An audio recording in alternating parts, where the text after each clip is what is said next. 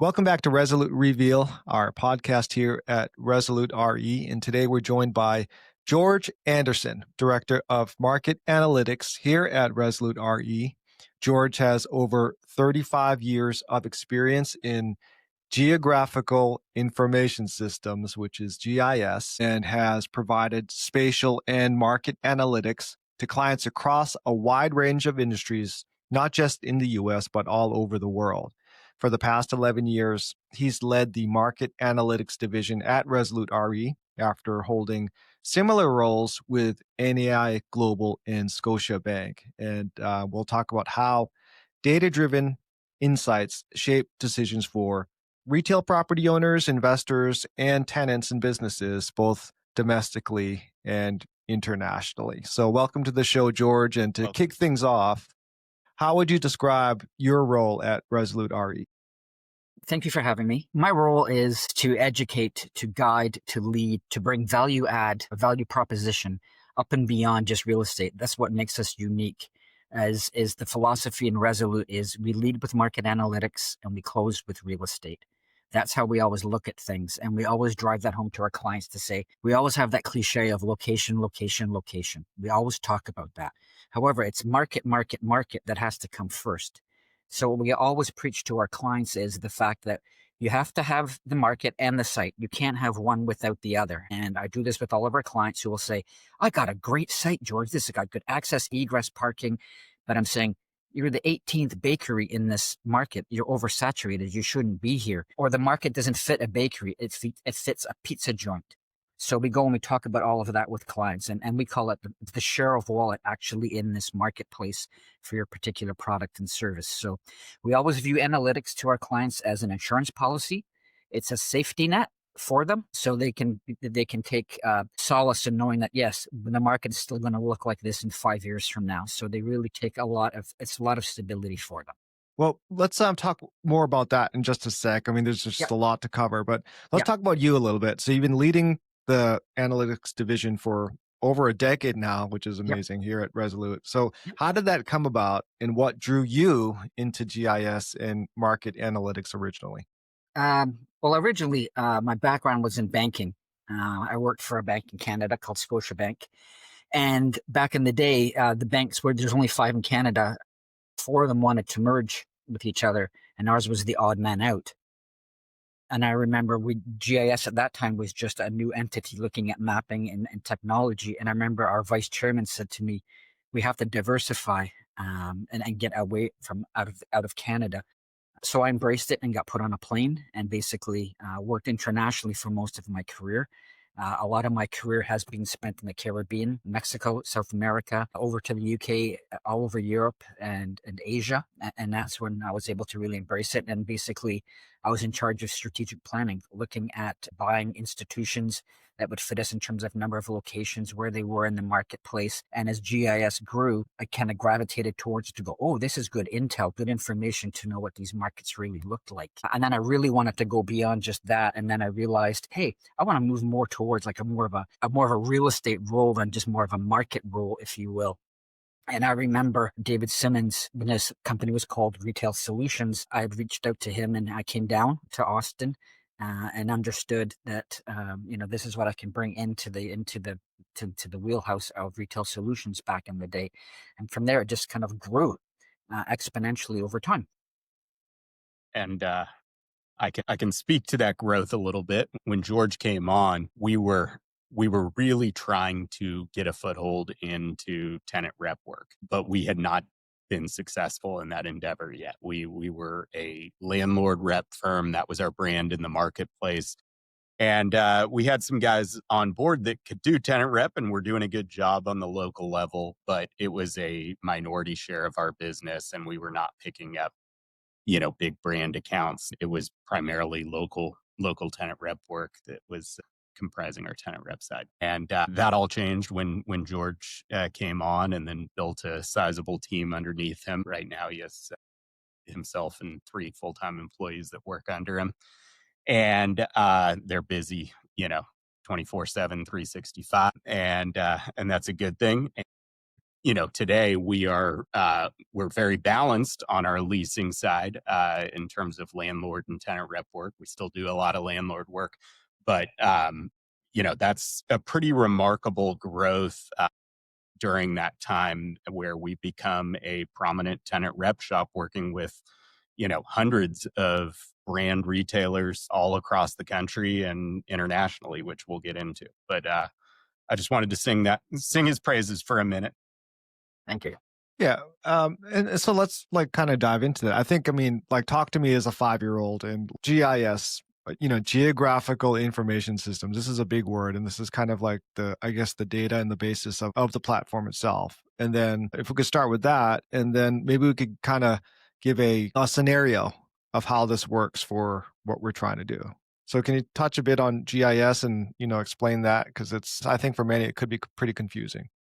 Yeah, a GIS is, to put it in layman's terms, is if you think of a city, we look at it as a blank piece of paper. So let's just pick Atlanta and just think of Atlanta as a blank piece of paper. What GIS does, it puts layers on top of layers. So the first layer is to put down the street network.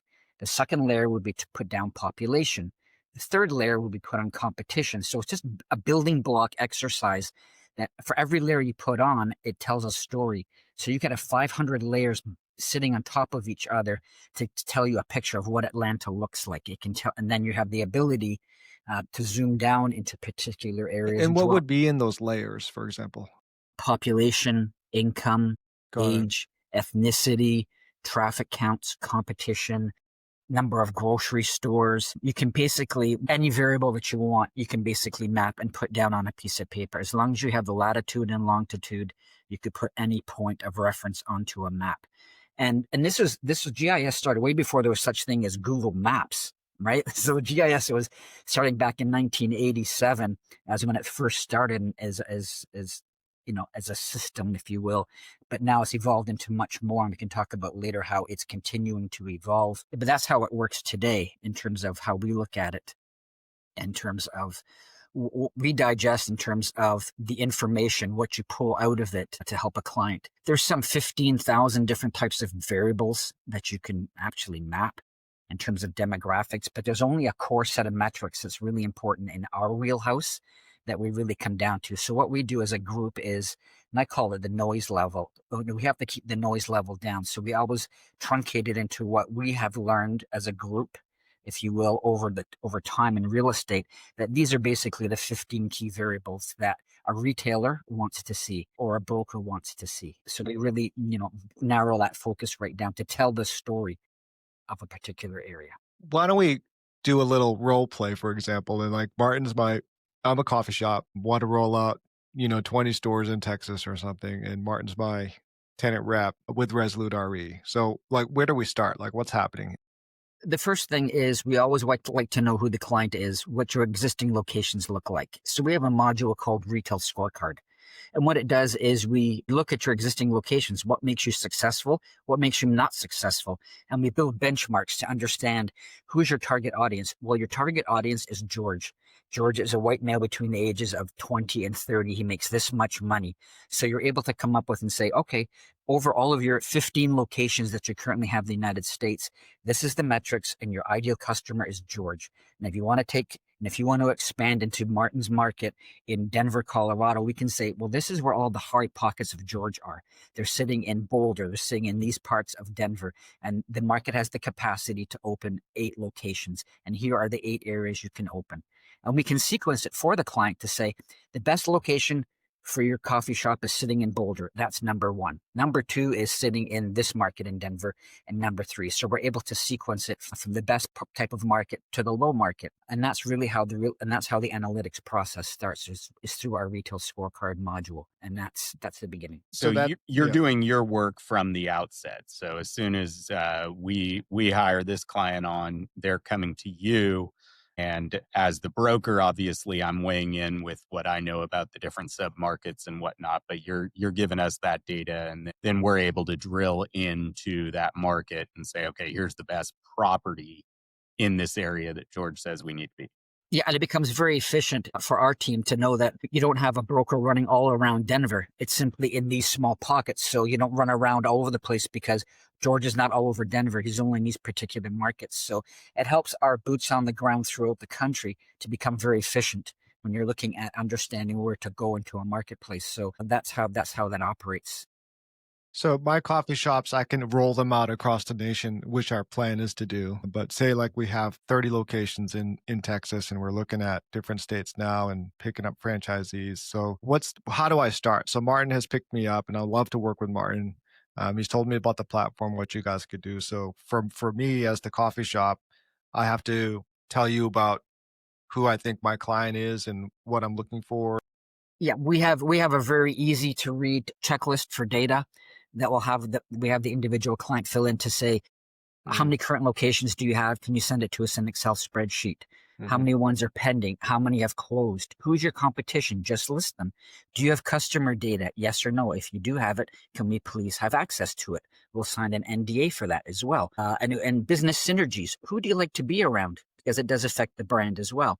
So we kind of lead the client down that way and it comes back to us. And there's also a real estate checklist that'll say, what's your square footage? Do you like an end cap? Do you like a freestanding pad with a drive-through? How many parking spaces you do? So that kind of helps us from the get-go to understand that. And then we go on to look at that data and go, okay, this is what they're looking at. This is what they're saying, who they are. But that's when we come back to that retail scorecard to say, what you're saying on your data checklist versus what your locations look like are not really aligning, or it's absolutely bang on. What you're saying is it really is George is your ideal client. And that's how we kind of look at that. So we really have to make sure that before we start with a client, they're on the right path. The foundation is solid, that we're going down the right track. So it sounds like the client input is like the biggest piece that has to be done correctly in the beginning.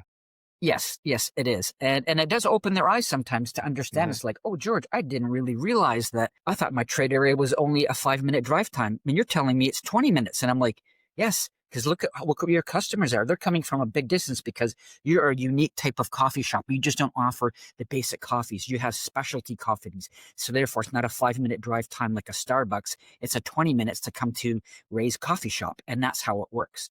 Great. So it does open people's eyes too, to understand, even when you look at the scorecard, they will say in their data checklist, our average income is $30,000. We're going, your market suggesting everyone is around the $80,000 mark. So we have to really kind of frame that. And we have clients that we look at with them right now and they're saying, George, I had no idea that our existing locations are actually in higher end markets. So we have to look to maybe improve how our interior looks. Maybe we need better quality finishings inside our locations, or pick better locations. And that's when, George, you mentioned about synergies. Who's next door to us? Because it impacts on our brand as well. So this one client got his eyes open going, George, we were going down this path, but what you've told us is this, and this makes perfect sense for us. That's a lot. Okay. So let's take it from, we got all our inputs to you. You're doing the analytics and, looking for, kind of understanding what we're needing. Martin's in Houston, and we have to roll out stores in Oklahoma or out, we're looking at Florida. Like, how do we work that out? How does that happen? We would do the initial work. As I mentioned, we lead with the analytics and we do the roadmap. And then as you know, we have a strong national platform. We have brokers on the ground throughout the country. We have local brokers in virtually all markets. This year alone, Resolute worked in 48 of 50 states. So we are everywhere. Our bandwidth is everywhere. So we don't flinch. We don't blink when it comes to any market. Whoever the national account broker is on from our side, they network with each other internally to say, does anyone have a good local market broker in Tulsa? And then someone from the Dallas office or our office in Austin could say, yeah, I know such and such a person. And that's how we get the local broker on the ground. And then we get them on a Zoom call because we always lead, no matter what. We lead through the entire process. And we always tell the local market broker, your job is to go out and find sites. That's what your job is. Here's George and his team with the analytics. This is the roadmap for Tulsa. This is what you do. And you report back to us here. And that's how it works throughout the entire country. But don't get me wrong, our client is first and foremost important. So if the local market broker on the ground is not doing his or her job, we do pivot and move around to ensure that the quality is there. Okay. And when you're working with these retailers, are Are they coming to you and asking you where they should be selling franchises and how many franchises they can sell in a market? Is that a question you get asked a lot from them? Yes, that's a very good question, Martin. It happens a lot. We have a module that's in very big demand across the country is for franchise territories. We can map out any MSA and say, okay, you want to grow into Raleigh and Nashville. Nashville is a big growing market. We just did Nashville last week. It was basically for a client, a franchisor says, we got franchisees interested in Nashville. What's the store capacity in Nashville? It can hold 50, but here are 17 distinct territories. Here's how many locations can be held in each territory. So they know, oh, this type of territory can hold 5. So that could be a 5-unit deal. This one over here can only hold 2.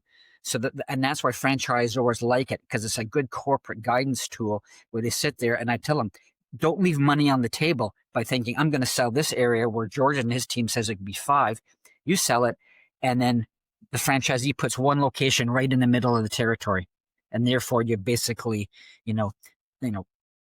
shortchanged yourself and left money on the table, because we always look at cannibalization as well, trade area overlap, to make sure you can get the biggest optimal network for a given market. But franchise territories is a very powerful corporate tool that we do all over the country and internationally as well. We map it out all the time. It happens, I'm not going to say daily, but I'll say it happens at least once a week from a client that always wants this. So it's a very powerful module. Let's talk about the international platform. So what's some of the projects you've worked on lately, and how does that differ from, I'm sure it's very different from the US markets, or is it not? It's very different. Again, the benefit is most of my career has been international. So I always say to people, I know who's naughty and I know who's nice around the planet when it comes to value of data. Is the data of quality? Is it good?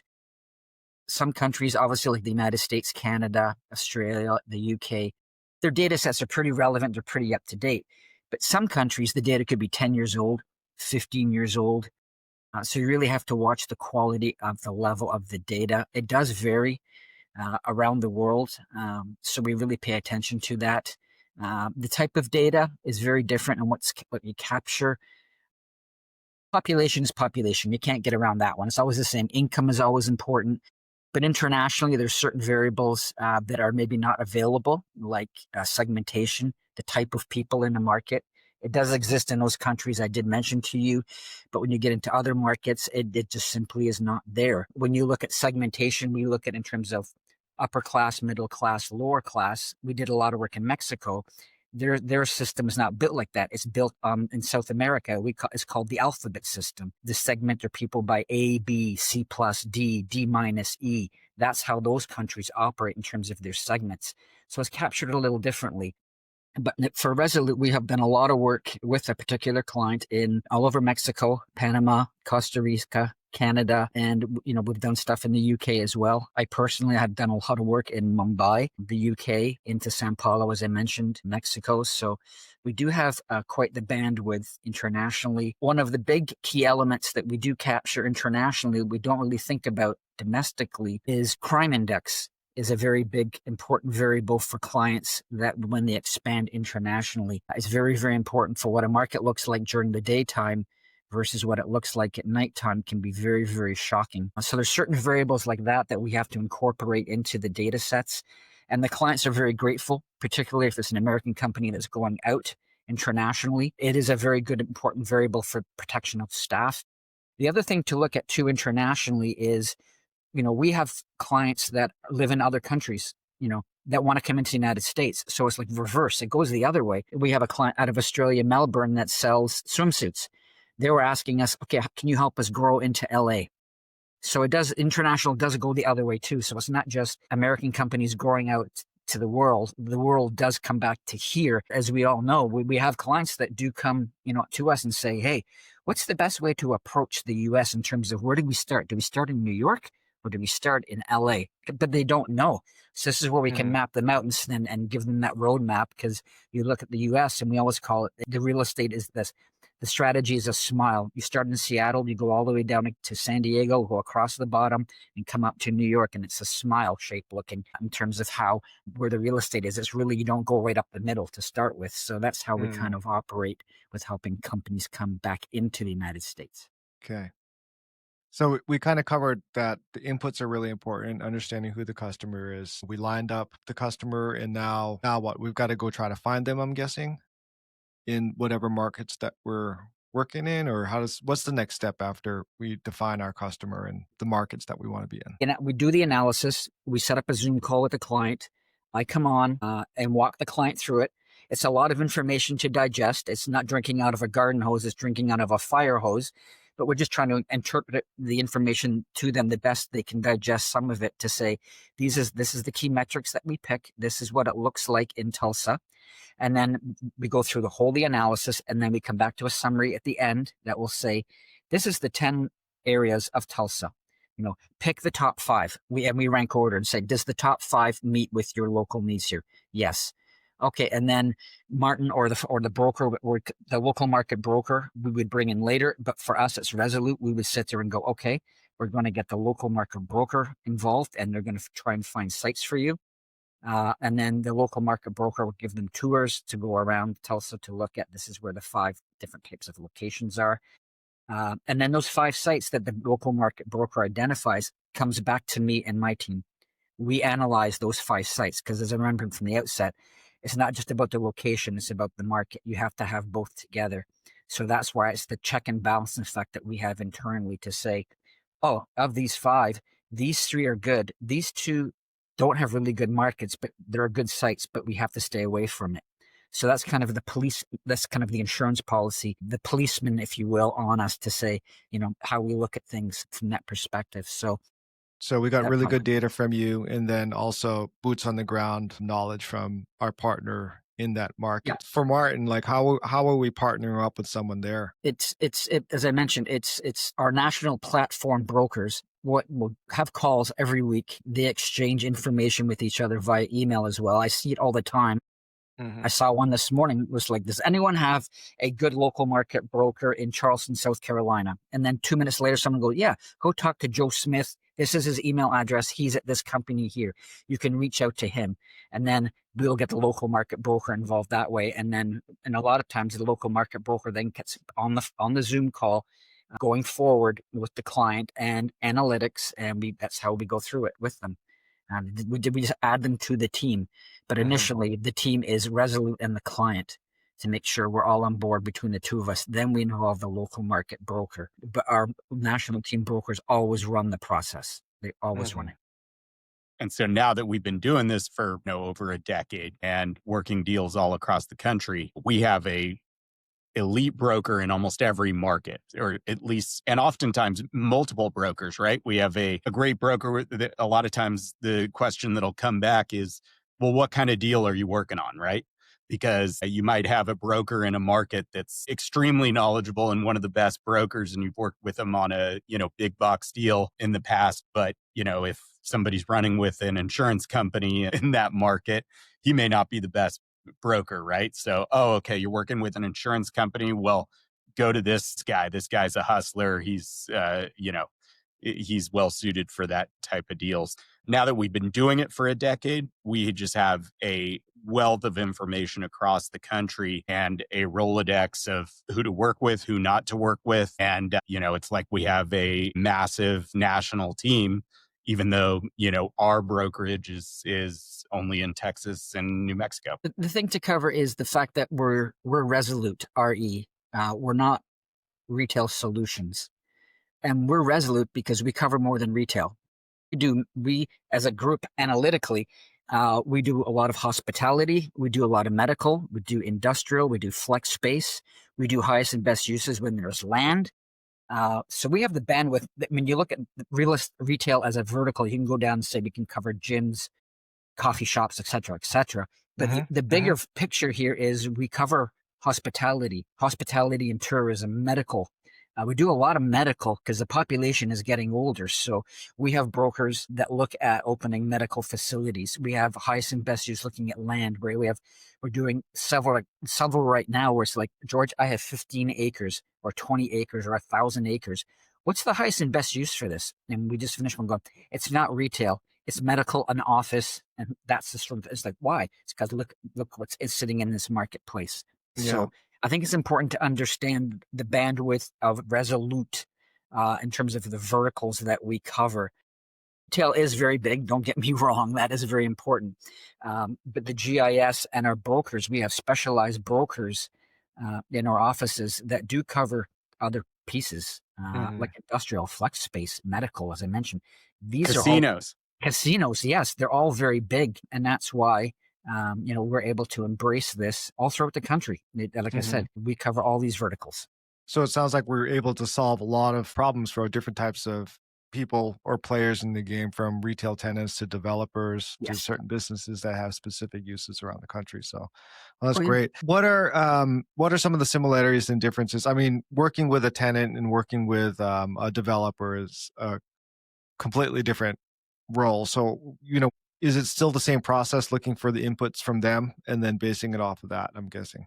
Yeah, the developers or landlords, if you will, developers want to know what's the biggest bang for my buck? How can I squeeze blood out of this stone, right, for this property? And they want to know what's the highest and best use, right? That's their key, is the highest and best use.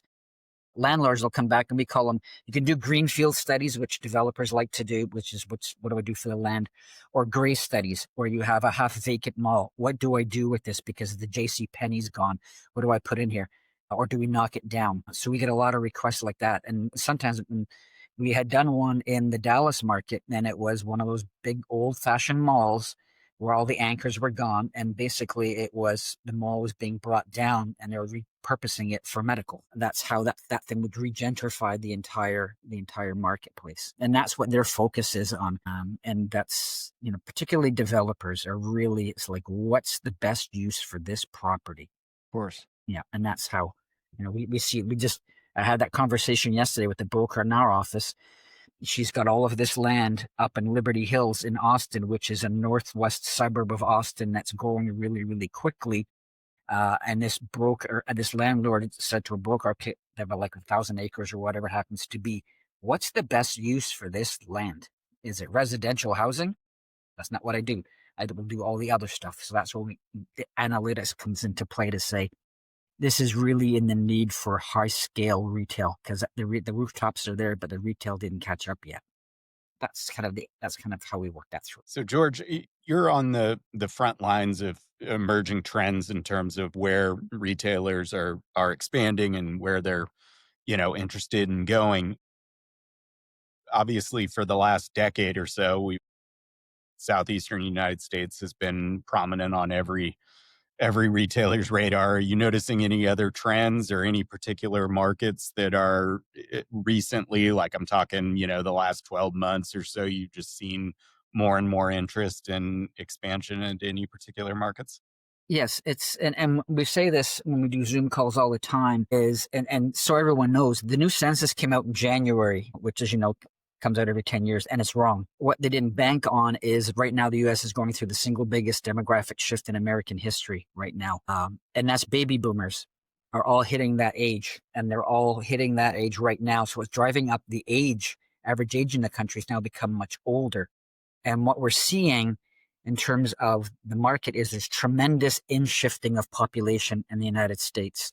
People are moving around, which you can and I'll talk about how we can measure this in certain markets. You're seeing tremendous shifts of people, baby boomers, that don't want to hear the word wind chill or see snow. So there's a big shift from the Northeast into markets like Nashville is really growing rapidly, Raleigh, Charlotte, northern parts of Florida, into Texas. Denver is changing. Salt Lake City is becoming a hotbed as well. These are the markets that retailers are starting to see now that are really, really growing for that particular reason. So when you're seeing markets to say that, oh, in this area in Raleigh, around a 10-minute drive time has 50,000 people, we can sit back and tell you now, no, there's not 50, there's actually 58,000 now, because we can track in-migration patterns within the country. So even though the census is captured at a point in time, it's not accurate unless you layer on the shifting of people. So where you're seeing certain cities that are flattened out, there's these cities that I just mentioned that are growing exponentially through the roof, and people are having trouble catching up to it. So that's what we noticed. And given the age of the population, the verticals in which people, their behavior are in is really changing. What do people want when you get to that age? And I can tell you right now, there are certain verticals that are through the roof for spend. When you get to a certain age, baby boomers are basically empty nesters. Pets is the single biggest vertical in the United States. People spend billions of dollars on pets. The other one is women's fashions, women's health, women's beauty is another vertical. If you were to list all of the verticals, these two are way, way above all the other ones. There's a big drop to everyone else that's there. Gyms is another one, is the top three, and then it really drops. And that's a behavioral thing in the country of what it is. And those are the three biggest verticals. And it's driven by the behavior of people and what they value. And that's what the big three verticals that we notice. We're seeing more and more of these three as this group of this demographic is moving through. This is what they really want to see more and more of in terms of trends. And if you rewind 2 or 3 years, probably the lion's share of your work was coming from food, right? Yes, it was. Exactly. It's totally flipped over. You get the health conscious part of food. It's still there. That's another one that's there because people that are now older are more health conscious. So there's that little bit of a vertical in the food. But definitely when you look at the fast food chains and whatnot, it's not what it used to be. People are taking better care of themselves, et cetera, et cetera. So that's what we're noticing on the vertical. And the reason why we notice the in-migration is it is an evolution of GIS that's taken place now. GIS is basically about behavior. As I mentioned from the outset, who's your ideal client? It's George. It's your behavior. It's your psychographic. What makes George tick? That's what you look at it. That is only part of the puzzle now. GIS is now evolved into a new form, if you will. If you want to get into that, we can. We use a lot of it now. So it's kind of a two-headed monster, if you will, in terms of, George is your ideal client. That's the behavior. But the other part now is the pattern of George. Where's he coming? Where's he going? And we can monitor that now on a daily basis. And that data is as of yesterday. It's the shelf life. It's AI. And it's commonly known geofencing is how we refer to it in our world. And that data is refreshed daily, and it could show you the pattern of George. How often does he go into this particular restaurant? What day of the week does he go? What hour of the day does he go? How long does he spend there?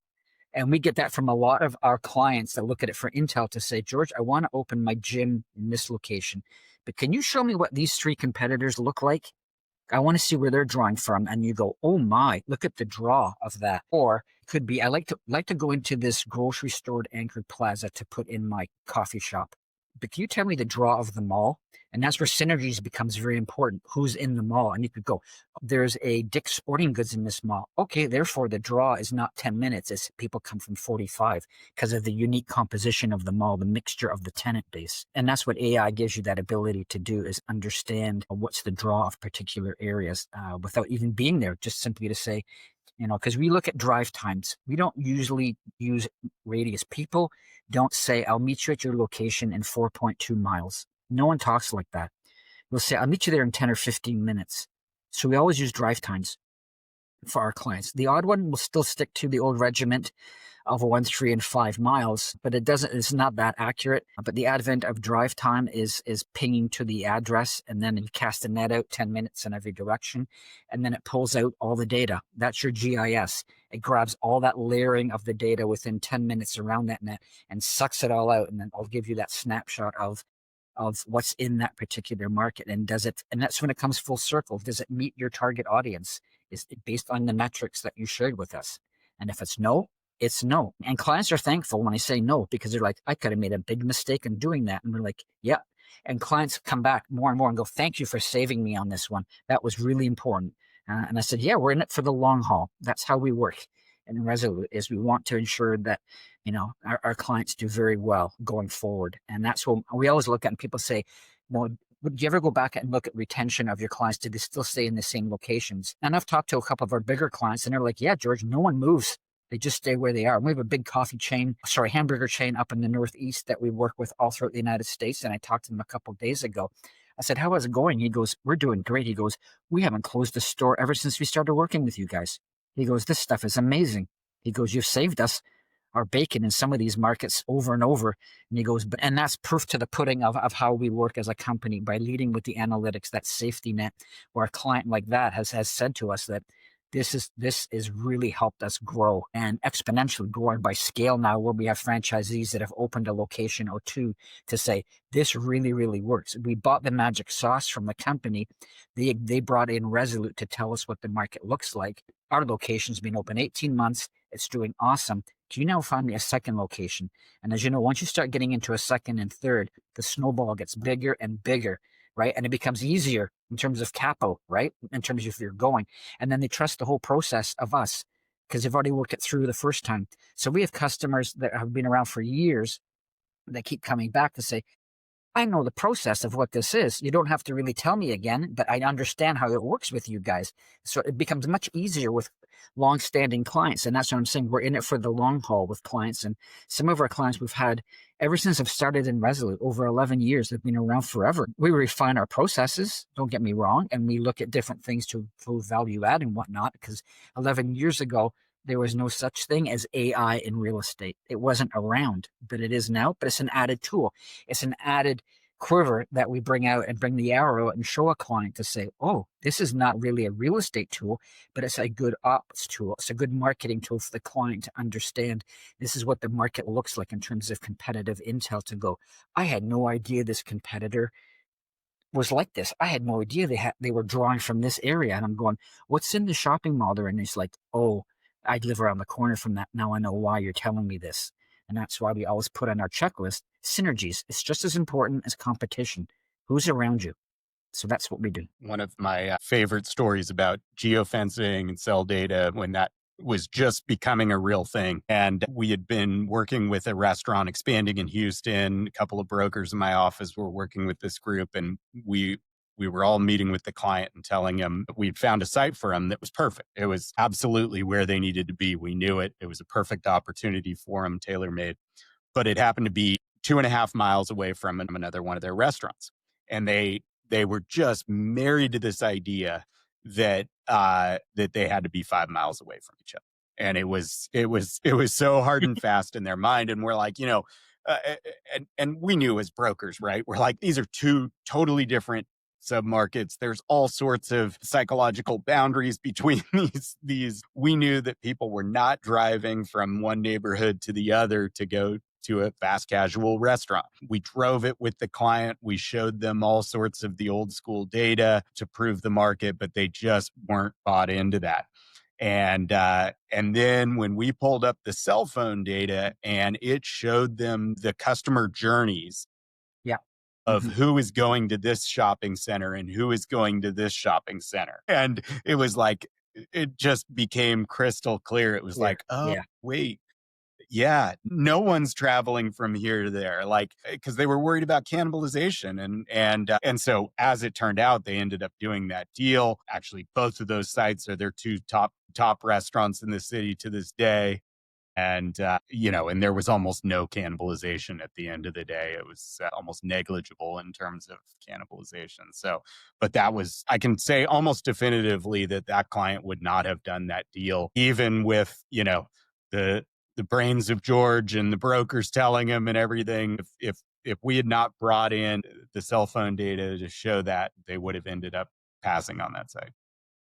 That's a good example. All this data and all this work sounds really expensive. So what is the pricing structure for our clients when it comes to this service? You are correct, Ray. It is expensive. Data is expensive. There's no way around it. And population and income is not what you're after. It's the deeper variables. It's the value add variables you pay for. You're not paying to know there's 10,000 people in the market. You can grab that off the internet. It's the deeper value variables, like segmentation is something that's very important. But having said that, domestically, this is how we do it. Our approach to it is we don't charge clients for the use of analytics and access to George and his team, as long as we get access to the real estate. We're a commercial real estate firm. We get paid by the landlord. That's how we get paid. If the client won't give us the real estate, then we will charge them for the analytics. And the rule of thumb with analytics is it really comes down to the size of the city.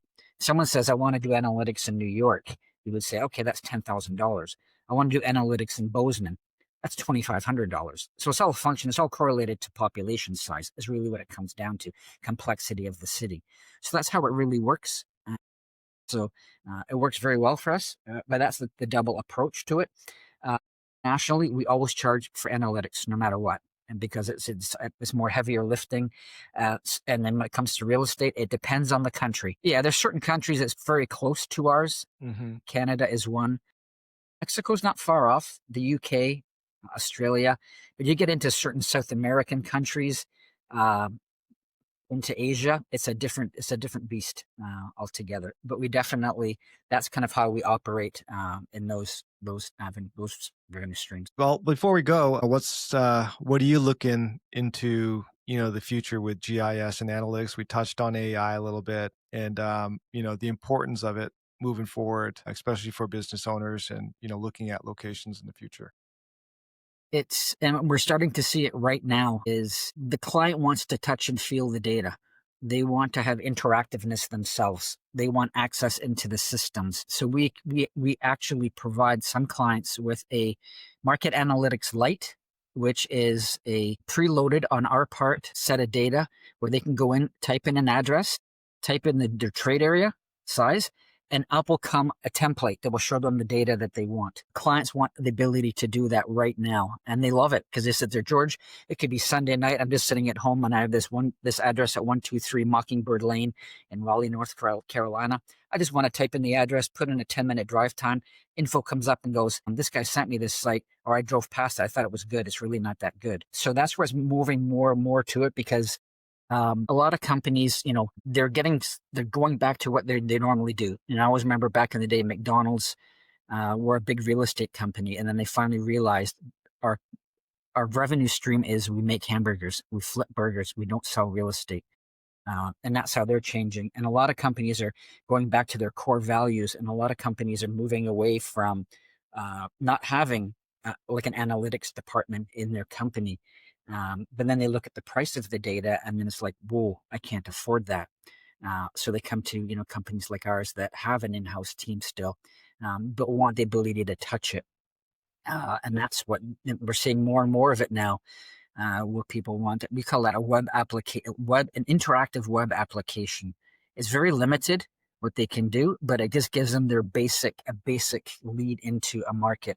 And we have that now for certain clients that can go on. We monitor it to make sure they're using it, and they are, and they're typing in addresses, and it's quick to the point for them to understand. So they could start their initial research and then come back to us, and we do all the heavy lifting. Is what you're saying? That's right? exactly what it is. Yeah, because we get it all the time with brokers where a client will go, "I was just by this mall by my house, this address. George, can you just analyze it?" And I'll be like, "Yeah, we can."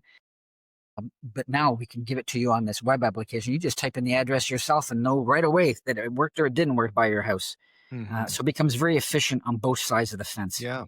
George, thanks for sharing your insights today. It's clear that data and analytics are really important, especially in our markets today, about connecting the numbers and data to real-world decision-making, especially for our customers. Whether it's helping a retail investor understand where their next opportunity is, or guiding a tenant's expansion strategy, the work you and your team do gives everyone at Resolute RE and our clients a sharper, smarter view of the market. So for anyone listening who wants to learn more about how market analytics can support your investment strategies for retail properties as developers or as tenants, whether domestic or international, don't forget, you can reach out to our team here at Resolute RE. Visit us online at resolutere.com, and you can find George, and he'll be more than happy to have a conversation with you. So it's great having you, George, and we'll have you back on again soon, and take care.